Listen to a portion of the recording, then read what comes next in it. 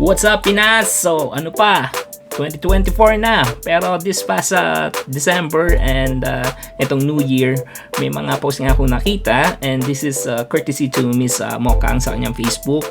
And yun nga, itong last December nga, nakita ko itong mga posts through Twitter and IG and to Miss Mokang of FB na itong nga si Bobby Ray and Zainab and sino pa si Skasta Klee na itong si Skasta ay may post na nagsasabi na Pasko na naman, hindi ikaw ang kasama. Zainab, baka pwede pa para sa mga bata. So humihingi pa ng another chance or I don't know kung magkita-kita sila at magkasama-sama this Christmas ni Zainab at si Skasta. Dito sa next picture, kung makikita nyo, yun nga, sumagot na sa matapang sa live interview si Skasta na tinatanong ang rapper and singer na kung ano nga ang gusto bago matapos ang 2023. Ito ang sagot niya: sana sa New Year makasama ko sila. Sana bigyan ako ng chance ni Zainab para sa anak namin. Alam ko namang mahal niya pa ako. Dagdag pa nito, ako pa rin ang tatay niya kahit baliktarin niyo ang mundo. Mahal ko ang mag-ina ko. Wow, brother. Lakas ng loob.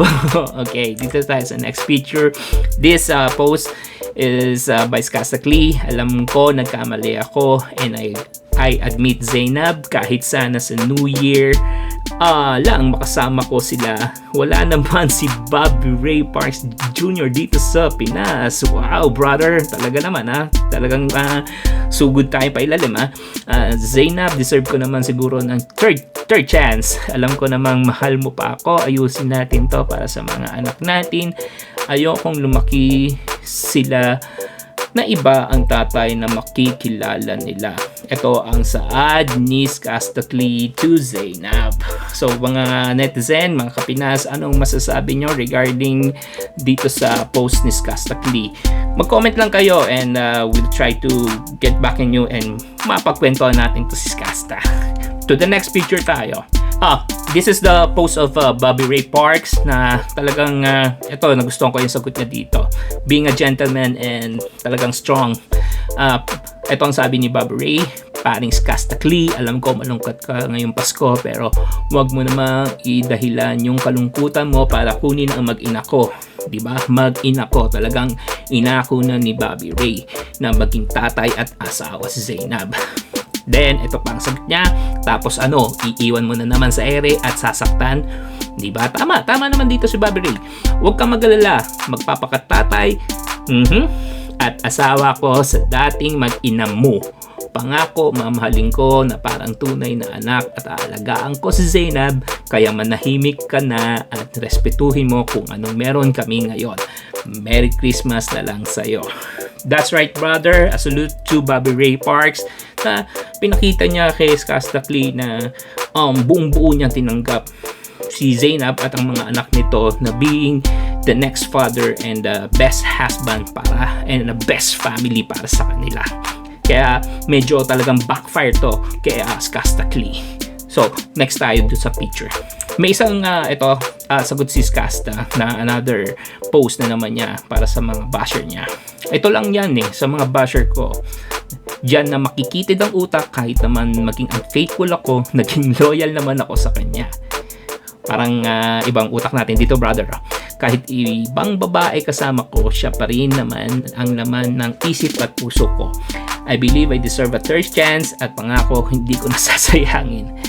Well, brother, binigyan ka ng first and second. I think tama lang naman na bigyan mo rin ng kalayaan and sariling future si Zainab na no more third chance to that kasi nagawa mo na yung nagawa mo So, parang ang hirap siguro para sa kanya na ibalik talaga yung mga tiwalang ganyan. So, siguro better na look for someone na lang for your better future na rin siguro yan. So, ito, mga netizen natin, mga kapinas, what do you think? Comment nyo regarding this. So, next picture tayo. Itong picture na ito, makikita nyo na sumagot si Zainab dito sa kanyang account. Nangihingi ka ng third chance, nagmamakaawa ka sa mga tao. Bakit? Kasi maglalabas ka na naman ng kanta. na talaga sa pera. So pera-pera, so gumagawa. Yun nga, gumagawa nga. O ito, tama ako. Gusto ko na nga lang ng new issue para umingay. Tama ka na wala nang magagamit. Pagod na lahat ng tao sa'yo. So yun nga, so yun din ang pumasok sa isip ko. So gumagawa nga to ng ingay itong si Skasta dahil may ginagawang gumagawa ng bagong kanta, so gumagawa ng bagong issue para lang sa pera. So yun yung sinabi ni Zainab. Tama na, there's a first and second chance, third chance, enough na yun. So palayain mo na, and actually malaya na, patahimikin mo na lang and respect kung anong meron si Zainab and Bobby Ray Parks ngayon. So parang Skasta, yun lang ang masasabi namin. Yeah, dito sa panibagong post na post din si Skasta Clean, nakagawa lang ako ng mali but still tatay ako ng anak ko. This is another one. Ito, palapit pa kasi New Year nito. Oo, sana New Year makasama ko sila. Sana bigyan ako ng chance ni Zainab para sa anak namin. Alam ko naman mahal niya pa ako. Lakas mo brother dito. I don't think so na mahal ka pa niya. Kasi kung mahal ka pa niya, di sana binigay sa ng third chance sa'yo, di ba? Itong post na to, dito, si Skastaki ay sinabo ng mga basher na nagsasabing hindi niya makikita ang anak niya na si Bia Harake at yun nga, si Zainab kahit kailan daw. Ang comment nila, ngayon malungkot ka, tatay ka bigla. And another post, hindi mo deserve tawaging tatay. And yung pangatlo, hindi ka nga nagbibigay ng sustento para kay Bia, kapal naman ng mooks mo. So medyo harsh dito ang sagot, pero I don't know brother, deserve mo or what, pero yun ang nakikita nila para sa'yo. So yun nga Kapinas, dito tayo sa next topic. Posted yung December 30, balik na kayo sa akin, ang lungkot ko mag-isa. Look, si Skasta-Klee tinawag na Mami Sauce si Zainab. Oh my God, patuloy pa rin ang maasa, nagmamakaawa kay Zainab Harake na bumalik na sila ni Bia. Dahil hindi na raw ito kinakaya ang lungkot na mag-isa. Binahagi pa nito na tulala lang siya nung Pasko at gusto niyang maging masaya simula ng bagong taon, itong 2024, na buo ang kanilang pamilya ngayong New Year. So, Kapinas, kayo, regarding this, anong masasabi nyo? Pero ako, siguro paring Skasta, tigil mo na lang kasi babalik at babalik sa'yo, magbabackfire sa'yo, maghanap ka na ng bagong mamahalin, move forward ka na, masaya na si Zainab tsaka si Ray Parks. Ngayon kung masasabi mo wala kaming pakialam o whatever, nasa sayo pa rin yan kasi it will only backfire to you sa mga sinasabi mo, kasi nakikita naman ng lahat na okay na at masaya na si Zainab and Ray Parks kasama nung anak nyo. Oh, ito nga pala, dito sa post na to makikita nyo na yun nga, ang comment ng netizen dito, mga Kapinas. Ito nga sabi, the ulul word na tinadamay mo pa si Moon, ikaw nga may kasalanan, bakit nawala ang anak nyo? Manigas ka dyan at wag mo nang guluhin si Zainab, basaya na sila ni Ray Parks. So dito tayo sa next picture. Ang sabi nga ni Skasta-Klee, ako na yung nakipag-ayos, nagpapakubaba, ayaw mo pa, tandaan mo ako pa rin ang tatay ng anak mo. Tapang nga. Hindi naman ako masamang tao, Zeb, hindi ko deserve ito. Kayo na ang humusga. Yes, ito yung post ni Skasta nung New Year na yun nga, na nagsabi ng the PI word na cancel na tong New Year, hindi ko kasama mag-ina ko, tapos wala pang susuo ng torotot ko. Napakamalas na taon. Well, medyo na-post ako dito. Hinahanap mo lang ang mag-ina mo o hinahanap mo lang si Zainab for what? For the sexting? I don't think so, brother. Siguro marami ka namang contact dyan di ba? Why not contact them, di ba? Sabi ko nga sa'yo, maghanap ka na ng bagong mamahalin mo para, di ba? Na yung kung ano hinahanap mo dyan sa katawan mo Well, di ba? Sabihin na natin libog lang ng katawan mo yan. Ligo mo lang yan. Magpakasaya ka na lang sa bagong New Year mo. Yeah, dito sa post na to makikita nyo, yun nga, itong si Zainab kausap si Bobby Ray Parks na yun nga, merong nakalagay na Happy New Year, mahal na mahal ko kayo, babay ako sa inyo next year. Yan ang mensahe ng basketball player na si Bobby Ray sa kanyang partner na si Zayna Barake at ang mga anak nito, si Bial Lucas. Dahil hindi sila magkasama nag-celebrate ng New Year, di ba? And ito ang mga good comments ng netizens. Casta Klee, ganito ang tunay na tatay. So, yun nga. Then, ito pa yung pangalawa. Hindi na kailangan sabihin, di ba? Kita mo naman, Boy Tulo, sobrang saya nila. Huwag ka nang manggulo. Manahimik ka na. So, this is the first post ni Skasta ng New Year. Yun nga. Unang araw ng taon, pero malungkot. Dahil hindi ko makasama ang mag-ina. Gusto ko sanang mawala dito sa mundo. Sobrang lungkot, sobrang nakaka-depress at mag-isa. Zainab, last chance naman. Para sa anak natin, hindi ko na kayo iiwan. At hindi na kita sasaktan. Bumuo tayo dito isang baby boy. Please, mahal na mahal kita. Benet ko. Lakas, brother. Bumuo pa ng isang baby boy.